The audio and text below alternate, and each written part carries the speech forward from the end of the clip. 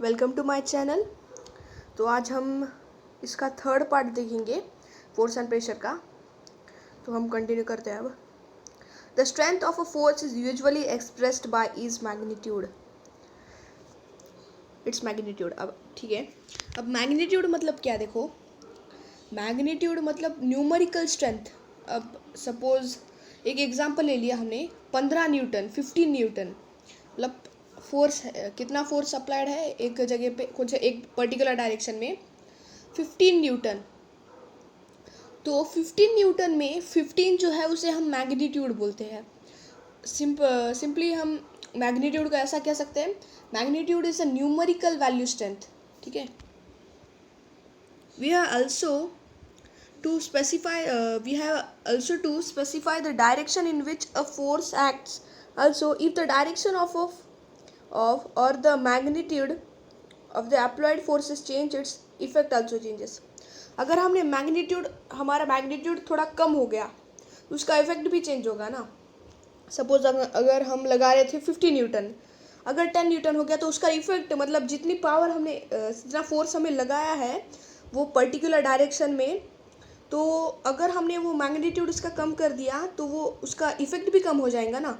मतलब वो object move नहीं हो सकता है अगर उसका वेट ज़्यादा रहा। तो अगर मूव भी हुआ तो बहुत स्लाइटली मूव होगा, उतना नहीं जितना 50 न्यूटन अप्लाई करने से ऑब्जेक्ट वो मूव हो रहा था, है ना। In general more than one force may be acting on an object, however the effect on the object is due to the net force acting on it. अब देखो, नेट फोर्स या resultant force. Net force मतलब मैंने आपको बताया था, net force मतलब जो फोर्स हमने सपोज अब एक बॉक्स है, हमने लेफ़्ट टू राइट में 15 न्यूटन का फोर्स लगाया और राइट टू लेफ़्ट में 10 न्यूटन का फोर्स लगाया। मैंने पहले भी बताया वाला है आपको एग्जाम्पल। तो इसका रिजल्टेंट फोर्स या नेट फोर्स हम जिसे कहते हैं, तो क्या आ जाएगा, 5 न्यूटन लेफ़्ट टू राइट आ जाएगा। बराबर है। क्यों? क्योंकि लेफ़्ट टू राइट का फोर्स ज़्यादा है जो कि 15 न्यूटन है, राइट टू लेफ़्ट का कितना है, 10 न्यूटन, जो कि कम है 15 न्यूटन से। 10 newton is lesser than 15 newton. So ये जो ऑब्जेक्ट है कहाँ से कहाँ मूव होगा, लेफ़्ट टू राइट डायरेक्शन में मूव होगा, क्योंकि अप्लाइड फोर्स जो है, मतलब लेफ़्ट टू राइट में जो अप्लाइड फोर्स है वो राइट टू लेफ़्ट के हिसाब से ज़्यादा है ना। तो इसलिए नेट फोर्स जो है लेफ़्ट टू राइट आएगा, मतलब उसे हम नेट फोर्स बोलते हैं। A force can change the state of motion. अब स्टेट ऑफ मोशन मतलब स्टेट ऑफ मोशन आपको पता होगा शायद से, नहीं पता तो सुन लो एक बार। अब देखो, मोशन जो है उसके 3 स्टेट्स रहते हैं। तो पहला रहता है रेस्ट का स्टेट, फिर यूनिफॉर्म मोशन का, फिर नॉन यूनिफॉर्म मोशन, ऐसे 3 स्टेट रहते हैं। और मोशन क्या है, the movement of a body from its the movement of an object with respect to its reference point and time is known as motion। ठीक है, अब ये इधर कुछ तो दिए वाला है, ये एक्टिविटी कुछ ज़्यादा काम की नहीं रहती। इधर सिंपली बताया वाला एक बॉल है, रेस्ट में है, मतलब उसकी मूवमेंट नहीं है, मोशन में नहीं है, वो रेस्ट में है। दूसरा हम फोर्स अप्लाई करेंगे तो वो मूव होता है ना, ये बताएंगा। You might recall similar situation, for example, while taking a penalty kick in the football, the player applies a force on the ball before being hit. The ball was at rest and so its speed was 0. अब penalty kick आपको पता होगा, penalty kick जब football में एक part है penalty kick, तो penalty kick मारने में उसका पॉइंट मिलने में ये जो फुटबॉल प्लेयर है वो हिट करता है बॉल को, मतलब फोर्स लगाता है उस पर, फोर्स अप्लाई करता है उसके थ्रू, तो वो बॉल रेस्ट टू मोशन में जाता है ना। जब फोर्स अप्लाई होगा तभी तो बॉल जो रेस्ट में, मतलब जगह पे है, मतलब जो मोशन में नहीं है, तभी वो तो मोशन में जाता है। और साथ ही साथ इनर्शिया ऑफ मोशन भी रहता है, इनर्शिया ऑफ मोशन भी रहता है, बराबर है। इनर्शिया वो ये इसमें पढ़ेंगे बाद में। The applied force makes the ball move towards the goal.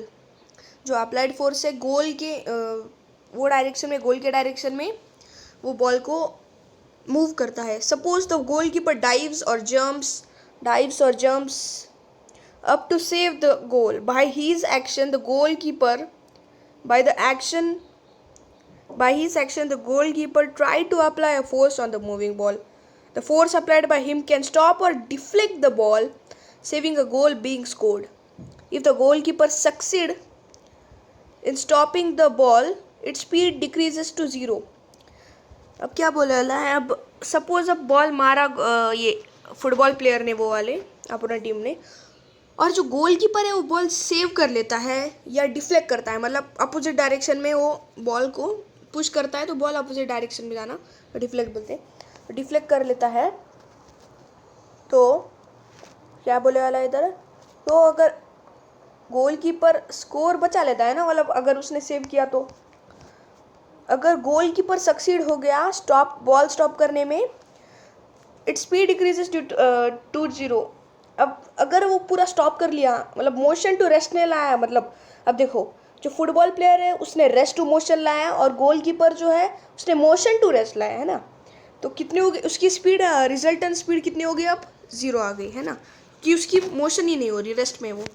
This observation suggest that a force applied on an object may change its speed. इसकी स्पीड चेंज हो सकती है अगर हम फोर्स लगाए उसके वो सेम डायरेक्शन में या अपोजिट डायरेक्शन में, उसकी स्पीड चेंज होती है या 0 भी हो जाती है. If the force applied on the object is in the direction of motion, direction is motion, the speed of object increases. अब ये देखो इंपॉर्टेंट पॉइंट है. अब सपोज एक फुटबॉल है, अच्छा ठीक है, ये टायर वाला एग्जांपल ले लेते हैं. अब ये टायर ऐसा मूव हो रहा है जहाँ पर वो मतलब टायर पहले से ही मूव हो रहा था और वो बच्चे ने उसको स्टिक से और वही डायरेक्शन में मारा, तो उसकी स्पीड कम होगी या ज़्यादा होगी, ऑब्वियसली ज़्यादा ही होगी उसकी स्पीड, अगर सेम डायरेक्शन में मारा है. तो अगर उसकी अपोजिट डायरेक्शन में मारा तो उसकी स्पीड क्या कम हो जाती है ना. If the force is applied in the direction opposite to the direction of motion, then it results in decrease in the speed of an object. अब अगर अपोजिट डायरेक्शन में मारा तो उसकी स्पीड रुक जाएंगी, उसकी स्पीड कम हो जाएंगी या रुक जाएगा वो टायर अगर ज़्यादा फोर्स लगाए तो.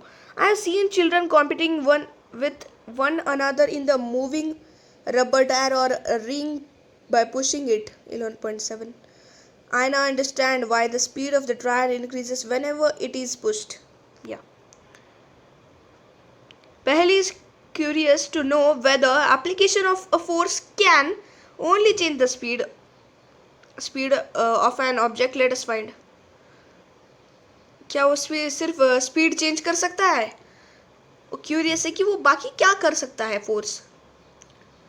अब क्या बोला है, बॉल लो एक बार फिर देन प्लेस. अब देखो अगर हमने रूलर उसके जगह पे, मतलब जो भी वो डायरेक्शन में मूव हो रहा है वो जगह पे रख दी, तो ये देखो अपोजिट, मतलब उसके अपोजिट डायरेक्शन में जा रहा है. क्यों? क्योंकि force is applied. Force can change the direction बोल सकते हैं हम. अगर हम देखो, अगर ट्रक के सामने हम गए, ट्रक इतना बड़ा, अपन इतनों से ही अगर हम उसको उसकी डायरेक्शन चेंज करने गए तो होगी क्या? बिल्कुल नहीं. क्यों? क्योंकि ट्रक की जो मतलब फोर्स है ट्रक ने लगाने वाला वो बहुत ज़्यादा है, बहुत ज़्यादा है अपने से. अपन जितना फोर्स लगाते हैं उससे बहुत ज़्यादा है, ठीक है. इसलिए हम ट्रक की डायरेक्शन चेंज नहीं कर सकते, वो रेस्ट में हो या मोशन में हो, चेंज ही नहीं कर सकते. इधर से बॉल है बोल के वो स्केल की वजह से मूव हो गया, क्योंकि वो ज़्यादा, उसका मास ज़्यादा नहीं है ना. अब देखो next page. Let us consider some more examples. In a game of volleyball, players often push the moving ball to their teammates to make a winning move. अब देखो वॉलीबॉल जो है, जिसमें वॉलीबॉल अपने प्लेयर्स के साथ वो बॉल मूव करते हैं टीममेट्स के साथ. क्यों? वो विनिंग मूव करने के लिए. Sometimes the ball is returned to the other side of the court by pushing or smashing it. आपने देखा होगा वॉलीबॉल में आप कैसा दूसरे साइड को मारते हैं बॉल नीचे गिरने के पहले. तो ये तो गेम है वो. In cricket a batsman plays his or her shot by applying a force on the ball with the bat. अब बैट क्रिकेट में कैसा होता है, अब बॉलर डालता है बॉल तो बैट्समैन अपना फोर्स लगाता है जो डायरेक्शन में उसको बॉल मारना है, मतलब हिट करना है बॉल, जिस डायरेक्शन में जिस डायरेक्शन में जो बॉल है वो डायरेक्शन में डालना है, तो बैट्समैन जो है वो डायरेक्शन में अपनी बैट घुमाता है और बॉल को हिट करता है। Is there any change in the direction of motion of the ball in this cases? अब डायरेक्शन ऑफ मोशन, जो मोशन है, डायरेक्शन ऑफ मोशन क्या है, जो डायरेक्शन किसकी, मोशन की, जो जहाँ पर मोशन हो रही है, मतलब अगर बॉल लेफ्ट साइड में मूव हो रहा है तो वो उसकी डायरेक्शन क्या हो गई, लेफ्ट साइड में, लेफ्ट ही उसकी डायरेक्शन हो गई ना, तो ऐसा direction of motion change. Is there any change in the direction of motion of the ball in this cases? Yes obviously, अगर बॉलर एक डायरेक्शन में डालता है तो जो बैट्समैन है अपोजिट डायरेक्शन में मारता है ना ही वही डायरेक्शन में, तो वही मुझे अपोजिट डायरेक्शन में मारता है बैट्समैन, तो इधर चेंज हो रही है ये केसेस में direction of motion. In all this example the speed and the direction of the moving ball change due to application of a force. इधर डायरेक्शन और क्या बोल रहे हैं इधर, direction of a moving object change due to application, हाँ इधर direction change हो रही है, क्यों, क्योंकि एप्लीकेशन ऑफ फोर्स हो रहा है, मतलब फोर्स जो है अप्लाई हो रहा है वो पर्टिकुलर चीज़ पे, तो उसकी वजह से तो डायरेक्शन चेंज हो रही है ना। Can you give a few more example of this kind? Yes आप दे सकते हो, जैसे कि फुटबॉल है उसकी भी डायरेक्शन हम चेंज कर सकते हैं, ये हॉकी है उसमें स्टिक लेकर हम बॉल की डायरेक्शन चेंज कर सकते हैं, है ना। ऐसे और बहुत एक्स्ट्रा दूसरे एग्जांपल्स हैं। A change in either the speed of an object और इट्स डायरेक्शन ऑफ मोशन और both is describe as a change in the states of motion. अब मैंने बताया था स्टेट्स ऑफ मोशन क्या है, मोशन मतलब क्या, यूनिफॉर्म मोशन, फिर नॉन यूनिफॉर्म मोशन, फिर रेस्ट, ऐसे मोशन है, टाइप ऑफ मोशन। दस a force may bring a change in the state of motion of an object. कि स्टेट ऑफ मोशन देखो इधर, स्टेट ऑफ मोशन क्या बताता है इधर, the state of motion of an object is described bye its speed and the direction of motion. Speed और direction मतलब describe, जब उसको हमें जब भी डिस्क्राइब करना है ना, तो हम उसकी स्पीड और डायरेक्शन देखते हैं, है ना। The state of rest is considered to be the state of zero speed.